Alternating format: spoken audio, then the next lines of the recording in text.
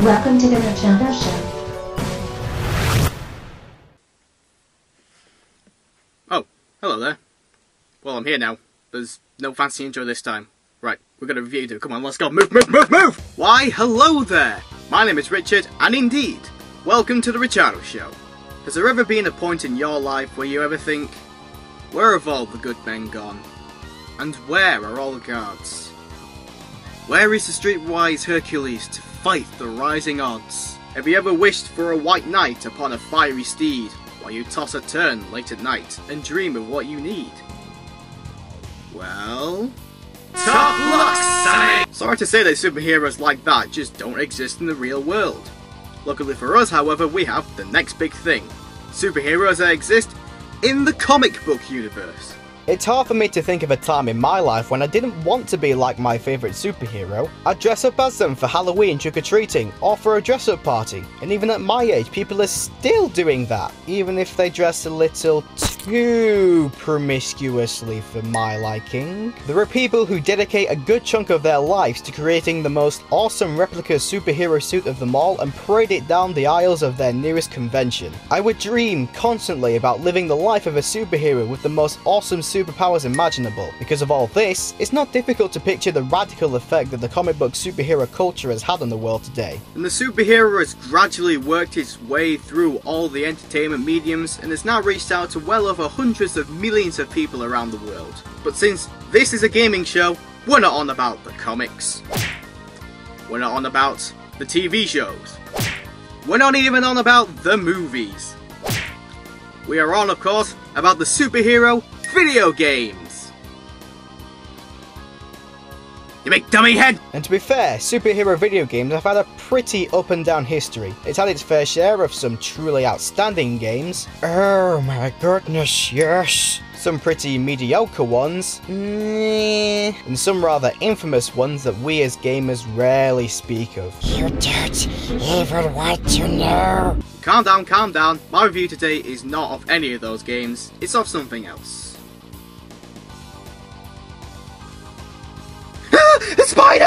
A spider! Spider-Man 2! Yeah! But wait, this is a movie tie-in? Oh no. Given the performance of many movie tie-in games in the past, we're gonna go into this 2004 release with a steady tread, because I don't know if it's gonna end up being good or bad. Well, seeing as it's based on the 2004 film of the same name, which is the best Spider-Man movie made thus far in my humblest opinion, we can also expect it to have some good stuff as well, I suppose. The good folks at Treyarch watched over the home console versions of this game as well, so could be good. I don't know. So will this bode well for the game? Will it turn out to be treasure or trash? Well, the only way we're going to find out is by playing it, aren't we? Because isn't that what you were supposed to do with the video review? So now, let's swing into action. Go, Web! Fly! Up, up, and away, Web! I'm just messing with you. My seat's only over there, and unfortunately I don't have any spider web powers. Unfortunately.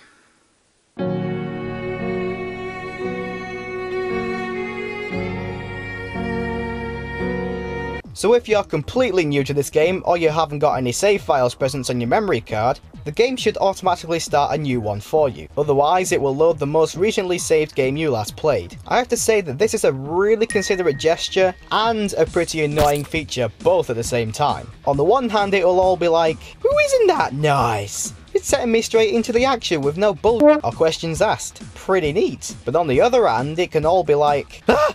It suddenly put me in the middle of nowhere. Why am I here? Who am I? What's my purpose in life?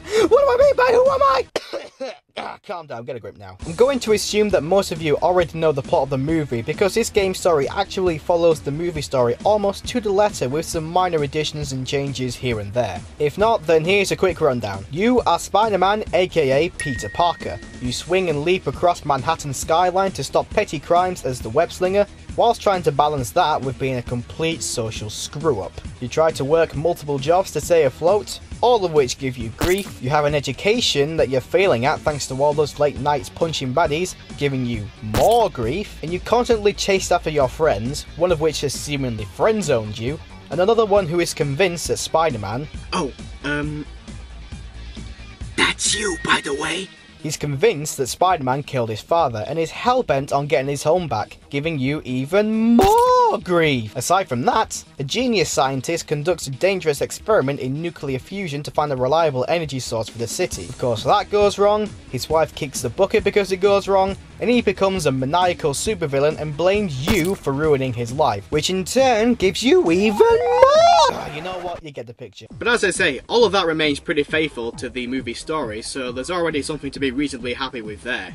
And the additions they have made, including adding miscellaneous villains from the Marvel Universe, these help extend the game time a little bit and distract you away nicely from the main storyline with some classic villain confrontations. So if you pick to start a new game, you get some gushy dialogue from Tobey Maguire as the whoa. Did I just hear you say Tobey Maguire? I hear you cry. Yep. They managed to rope in the leading man from the movies to reprise his role as the web slinger. There's only one Spider-Man. Along with Kirsten Dunst as Mary Jane Watson. It's so unexpected. And Alfred Molina as Dr. Octavius. If I am a criminal, then I will have to act as a criminal to do what I must. Some of the other characters have decent actors too, such as James Arnold Taylor and John DiMaggio. But all of the stock cardboard New York citizens, well, they're not so great. It was terrible. I owe you one, Spidey. Let's clear out of here. I'm sorry. I can't really talk about it.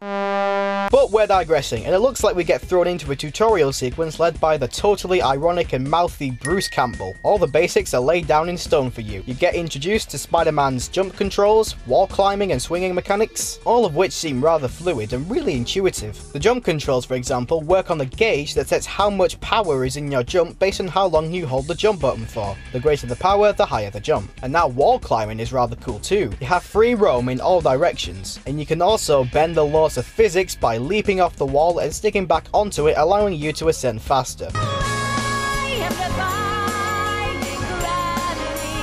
And then we get onto arguably the best part of the whole game, the web swinging. The tutorial teaches you how to shoot the web line and how your jump arc and jump power affect how you leap off the line you're holding. You can even shoot 2 web lines and slingshot off them once you have that skill. What's great about the swinging in this game is that it feels realistic. You're only allowed to shoot web lines at the buildings and tree lines that are within reach around you, not like other Spider-Man games where you can apparently swing on thin air, or maybe from the International Space Station if you have a good shot. In this game, however, not only is the web shooting and swinging sensible and accurate, it's also incredibly fluid and extremely good fun. You can swing as high or as fast as you like, and you can keep the momentum going by using wall runs rather than wall crawls and swinging on horizontal poles or street lamps for an infinite amount of ways to get you around. And with a game world as vividly detailed and as accurately replicated as this, New York City is quite literally your very own giant playground. You could scale the Empire State Building, ride on the Overground, or visit the outlying Roosevelt, Ellis, and Liberty Islands.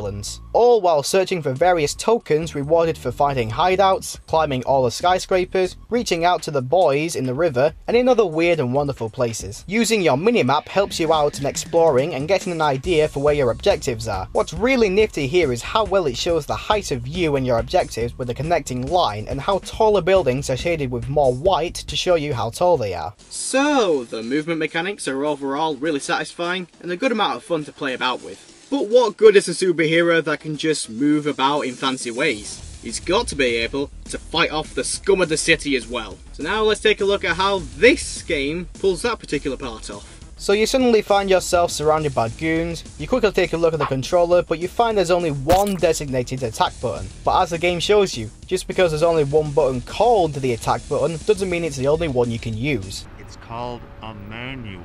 The combat system integrates various combo mechanics that meld together all of Spidey's powers, his fists, his jumps, his dodging, and his web shooting into a smorgasbord of different combinations for pulling off different levels of attacks. And this is where more of the game's basic moves come into play. First off is the Spider Sense. When someone is about to land a hit on the web slinger, a flash will appear around his head. Pressing the dodge button in time with the flash will cause Spidey to dodge the goon's attack, after which he can follow up with a counter. The other move is the Spider Reflex. Pressing the button will activate Spidey's super fast reflexes and cause the screen to go into a sense of hallucination.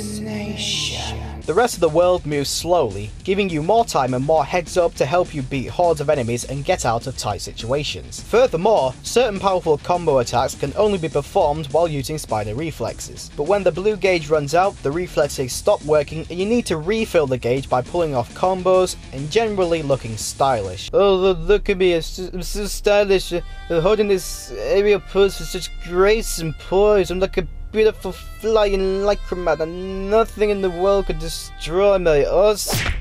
Oh yeah, be careful of falling damage because even Spider-Man can't land perfectly from big heights.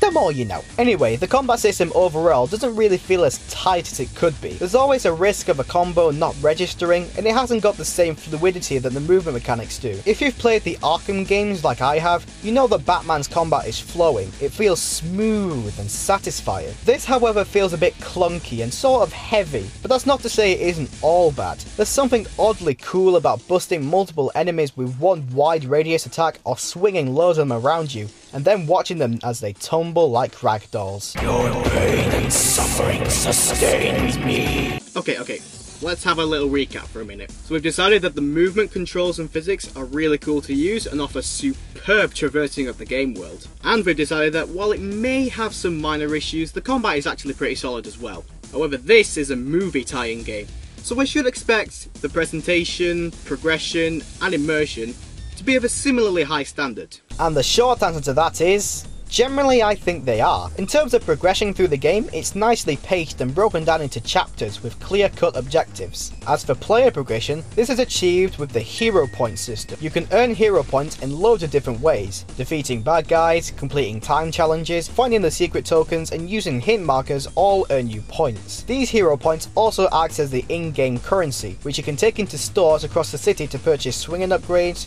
new combo attacks and new special abilities. Each chapter requires you to earn a set number of hero points, and so the game expects you to pick up side missions from distressed citizens and help out at random events across town, such as stopping petty muggings and break-ins, stopping reckless drivers and rescuing balloons for spoilt brats. Thanks, Spidey. Wow, my balloon is back! Manners, child! Do you understand that?